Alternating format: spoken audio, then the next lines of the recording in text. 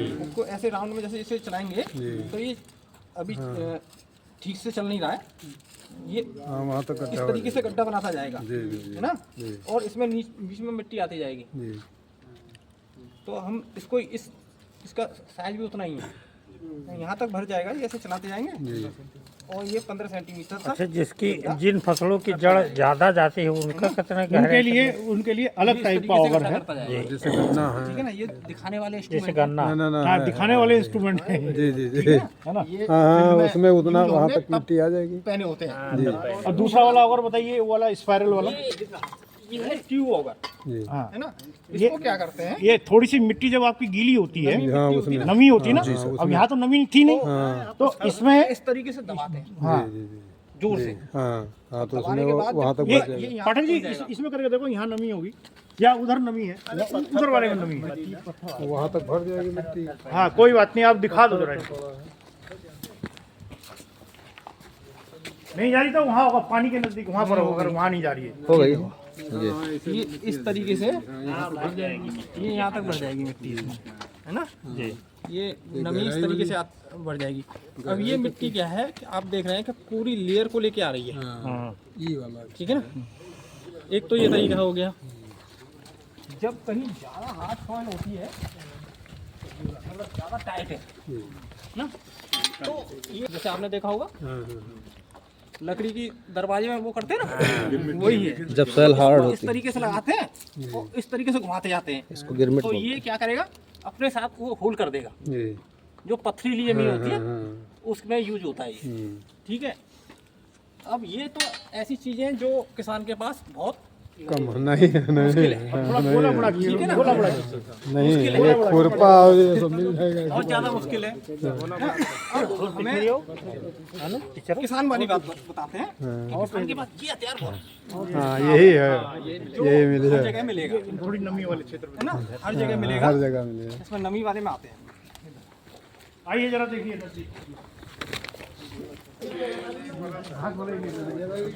देखिए, मान लीजिए आपके इस खेत में, आ जाइए भाई, इधर आ जाइए, अरे इधर आइए भाई। मान लीजिए आपके खेत में थोड़ी बहुत घास है, तो हल्के हल्के चला के पहले एक घास इस तरीके से आप यहाँ से हटा दीजिएगा, है ना। हटाने के बाद इसमें गड्ढा करेंगे, बताओ, ये देखिएगा जरा क्या विधि है। इस मिट्टी को आप बाहर हटा देंगे, ये देखिएगा साहब गड्ढे का आकार किस तरीके से बना रहे हैं। जी सर।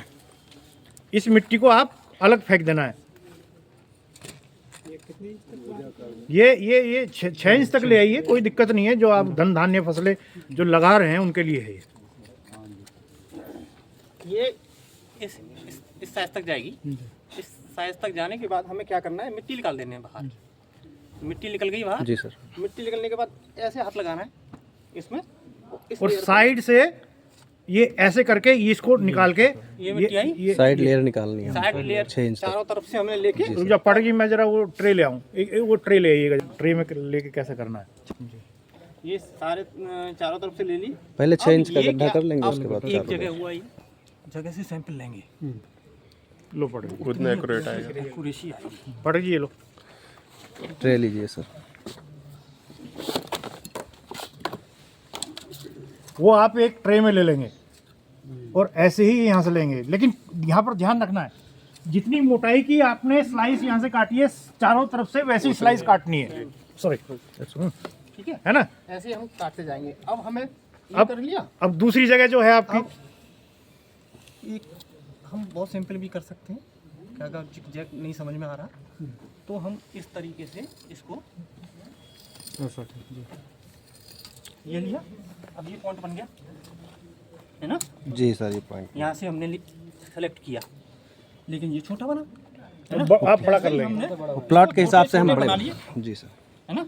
तो जब ये छोटे छोटे बन जाएंगे, अब यहाँ से हम ऐसा भी बना सकते हैं। ये आ गया, ये पॉइंट भी आ गया, है ना। यहाँ से हमने ले रखा है पहले ही, फिर हमने, अब आप देखिए जिग जैग आ जाएगा, जी सर, है ना। आ गया ना। जी तो सर। ये भी हम प्रोसेस अपना सकते हैं। एक इधर से हो गया। अब पूरे ये प्लाट सारे का। पॉइंटों से हमने यहाँ से यहाँ से यहाँ से यहाँ से ये पॉइंट उठाए हमने।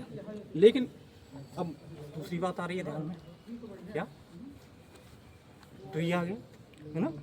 सपोज इस जगह पे हमारे पे अगर पेड़ पौधा है खड़ा है जी सर। है ना, तो हम इससे नहीं लेंगे, फिर हम इसके यहाँ से इस जगह से लेंगे, ठीक है। वो जगह छोड़ दी। अब दूसरी बात ध्यान आ रही है कि यहाँ बंडाल मतलब मेड़ आ गई। तो इस जगह को हम क्या करेंगे, छोड़ देंगे 3 मीटर छोड़कर अंदर की तरफ। आप मान लेंगे इधर अंदर आ जाएंगे हम। 3 मीटर अंदर आने के बाद हम सैंपल कलेक्ट करेंगे, जी सर। क्योंकि आपने देखा होगा हैरो, अमूमन हैरो तो जानते ही सब, हैरो चलवाते हैं। हैरो चलवाने के बाद क्या होता है, बार बार मेड़ के सहारे आएगा हैरो, वो जमीन डाउन हो जाएगी, अंदर आ जाएगी और लेवल खेत हो जाएगा, लेकिन साइड वाली डाउन रहेगी। तो एलिमेंट क्या करेगा, पानी में होता है सब, जब पानी लगाएंगे उधर जाएगा, तो पानी रीच करके क्या आएगा, इधर आएगा, तो वहाँ कंटेंट ज़्यादा होगा। बढ़ जाएगा। तो हमें 3 मीटर छोड़ना है, तो उसकी हाइट कितनी होती है, मेड़ की 2 मीटर। 2 मीटर। अच्छा हैरो की लंबाई ज़्यादा 2 मीटर होती है, तो हम उसको 3 मीटर छोड़ दिया। 3 मीटर छोड़ने के बाद हमने वहाँ से कलेक्ट किया। सबसे मेन इम्पोर्टेंट सैंपल का है। अब आपने मैक्सिमम हमने 20 जगह से सैंपल कलेक्ट कर लिया, ठीक है। अब सैंपल तो गीला है, अगर ऐसा सैंपल दे देंगे तो 6 महीने में रिपोर्ट देगा लैब वाला, ठीक है ना। अब हमें क्या करना है, जो सारी जगह से सैंपल उठाए उनको ऐसे मिक्स किया, एकदम बारीक कर लेंगे। और अगर इसके अंदर डेले हैं तो लकड़ी का बेलन लेकर, है ना, जी जी ये वाला बेलन लेकर उसको, इसके जो वो हैं डेले हैं उनको तोड़ लिया आपने। अब ये हमने कर लिया, ये प्रोसेस हुआ। ये प्रोसेस होने के बाद हम आगे ये बढ़ेंगे कि इस मिट्टी को हम कमरे के अंदर ऐसे फैला दिया, कमरे में अंदर रूम टेम्परेचर पर, बाहर नहीं, धूप में नहीं, से कमरे के अंदर हमने एक पॉलीथीन बिछाई, उस पर डाल दिया। ये अब ये ड्राई हो गई, सूख गई। सूखने के बाद हम ये बेलन लेंगे और बेलन से इसको एकदम पीस देंगे, लोहे के नहीं, हथौड़ा नहीं, लोहा नहीं, कुछ लकड़ी के बेलन। केवल लकड़ी। आप लकड़ी का बेलन तो आप मिल जाएगा, रोटी बनाने वाला मिल जाएगा है ना। तो इससे हम पीस देंगे। पीसने के बाद हम, चाहे वो घर वाली छलनी होती है ना, आटे छलने वाली, लेकिन 2 mm कहते हैं, 2 mm की होनी चाहिए, जी जी सर। और उस छलनी में ऐसे डालेंगे और इसको छान लेंगे। तो इस तरीके के जो डेले फेले हैं वो क्या हुआ, निकल जाएंगे। निकल जाएंगे। अब जब ड्राई सॉइल हो गई तो आप कागज डाल देंगे तो भी खराब नहीं होगा। नहीं होगा, और वो तुरंत आपका काम लैब में जाके स्टार्ट हो जाएगा, जिससे कि आपको रिपोर्ट जल्दी मिल जाएगा। जल्दी मिल जाए। लेकिन ऐसा दे दोगे तो वहाँ भी तो सूखेगी, बिल्कुल। और किसान कहेगा हमारी तो रिपोर्ट ही नहीं आई, रिपोर्ट ही नहीं आई। तो रिपोर्ट तो जब आएगी जब आप सैंपल उस लायक देंगे, ठीक है। अब आप उसमें मार्क करेंगे कि ये हमारा पीपल वाला खेत, ये हमारा टूगल वाला खेत, जी जी सर। जो जिसका जैसे हो, आप पे खसरा नंबर, खतौनी नंबर, जो आप जैसे पहचान भी सकते नामकरण हैं कर दें। उस टाइप से। ये सैंपल लेना कब चाहिए, फसल लगने से पहले और फसल कटने के बाद, है ना। अब डिपेंड करता है कि आपने गेहूं, धान, मक्का ये तो सुन ली। अब हमें सपोज करनी है फल वाली क्रॉप लगानी, पौधे लगाने, आम, अमरूद, है ना, ज़्यादा गहराई। केले। ये क्या होता है, फिर इसके लिए हम जाएंगे 2.5 फीट तक, हम इतनी लेयर तक जाएंगे, ठीक है ना। तो पहला हमने 0 से 15 सैंपल लिया, ऐसे ही करके, है ना। जी जी 15 15 सेंटीमीटर से 30 लिया, वो अलग अलग रखते जाएंगे मिट्टी को, हाँ ये भी है ना? बताओ इनको। हाँ। 30 और 30 से 60 गए सीधे, फिर 60 तक की अलग रखेंगे मिट्टी, और 60 से 90 जी। इतनी सैंपल मिट्टी को अलग अलग रखते जाएंगे। वो सैंपल अलग ही अलग जाएंगे, जी जी है ना।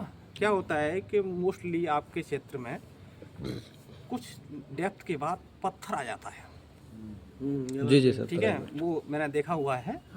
तो पत्थर नीचे ज़मीन में इकट्ठा होता है, पत्थर होने की वजह से साल्ट इकट्ठा हो जाता है, जब ऊपर लगाएंगे 4-5 साल तक पौधा बहुत अच्छा चलेगा।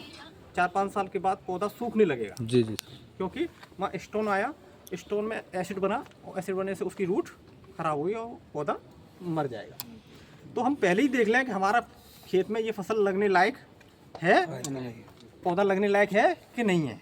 अगर हम उस चीज़ तक जाएंगे तो आगे आपको परेशानी नहीं होगी कि सब सारी मेहनत बेकार हो गई, वो मेहनत बेकार नहीं होगी। और कोई क्वेश्चन आप पूछना चाह रहे हैं ऐसा कि जो हमारे दिमाग में आ रहा है हमें पूछना चाहिए? वर्मा जी बताओ।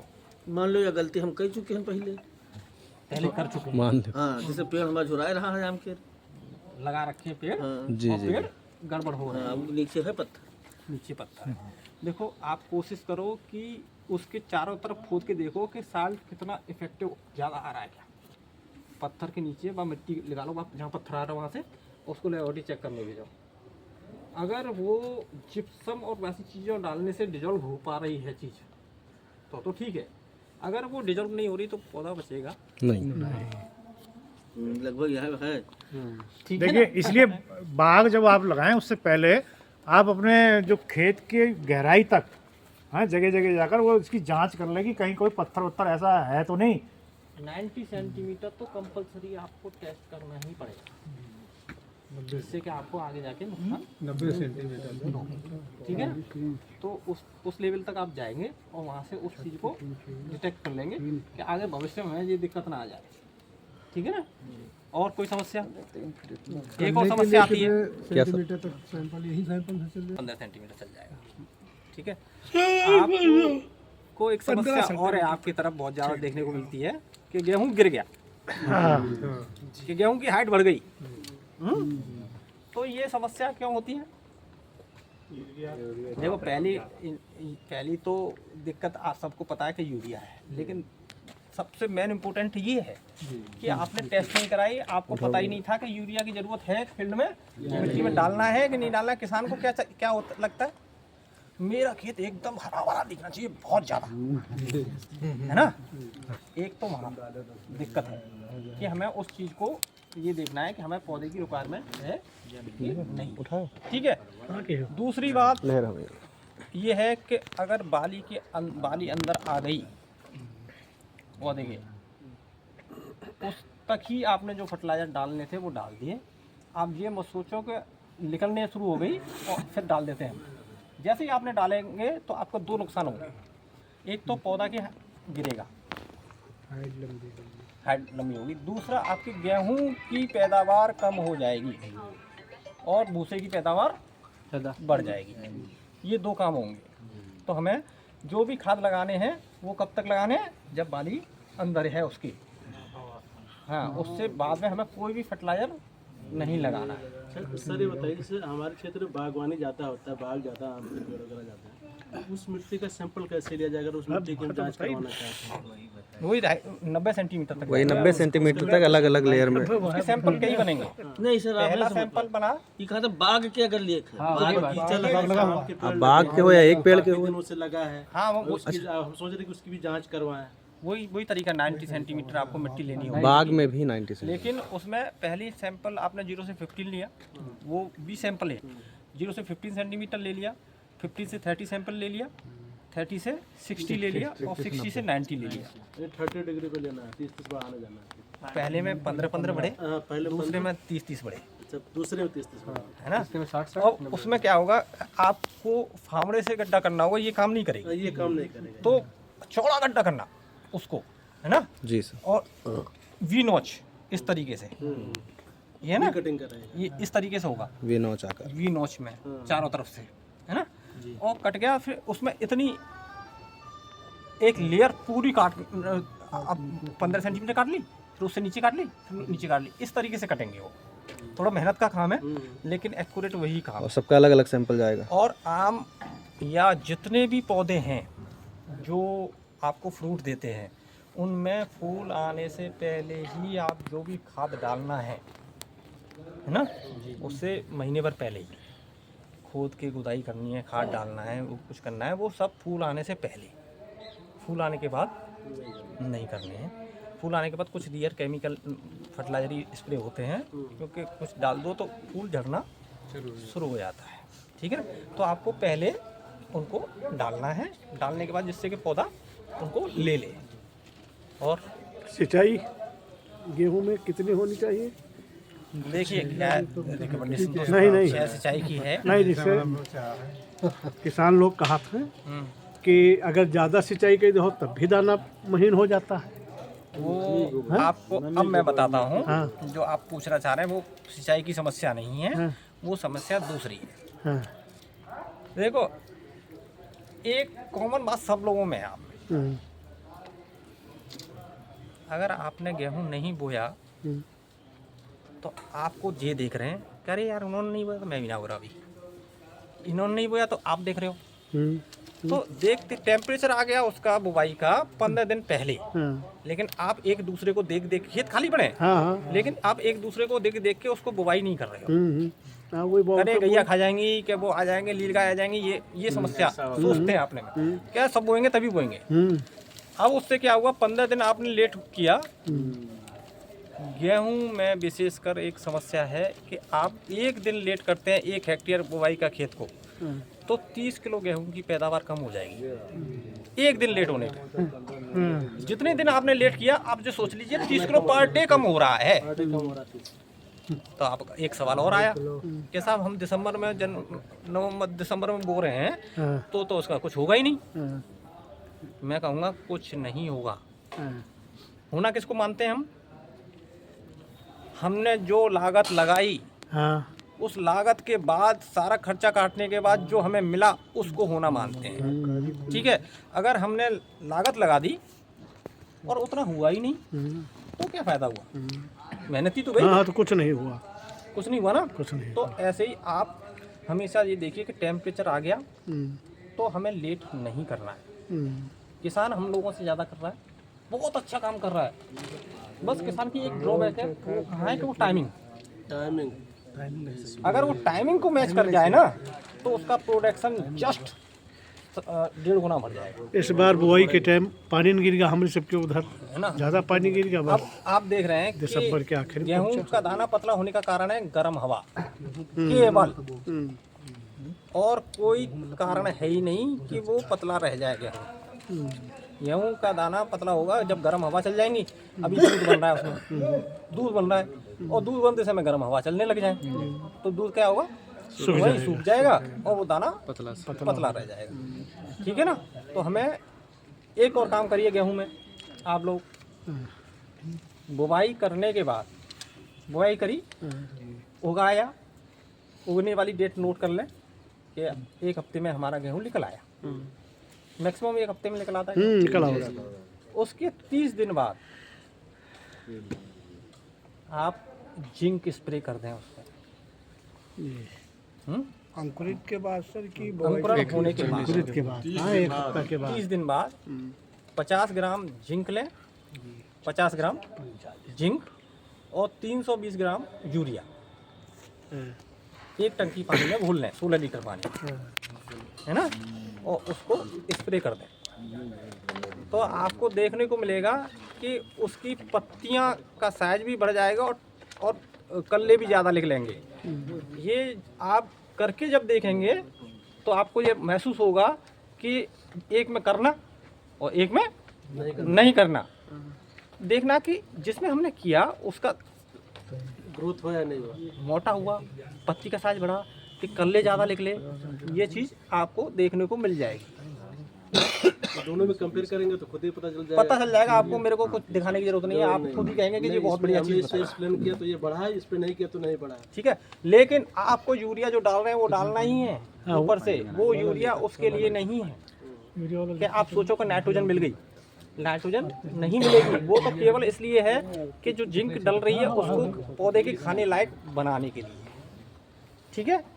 दूसरा एक और है कि आप अगर बोरोन तो जानते हैं ना, है ना, फल फटने में डालते हैं। जी सर, माइक्रोन्यूट्रिएंट। बोरोन को भी हम 1.5 ग्राम से 2 ग्राम, आप 1.5 ग्राम ही रखिए उसको, 1.5 ग्राम